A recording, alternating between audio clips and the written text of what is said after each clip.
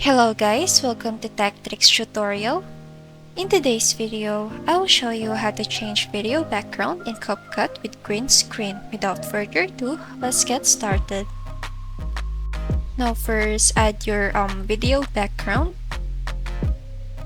Now go to overlay and add your object. Now just drag and adjust your object, depends on how you want to position it. Now after that, go to remove background and select the chroma key.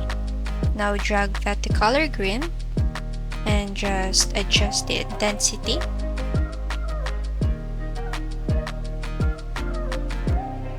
And then that's it. Thank you so much for watching this video. I hope that you learned something. Don't forget to like, comment, share, and subscribe.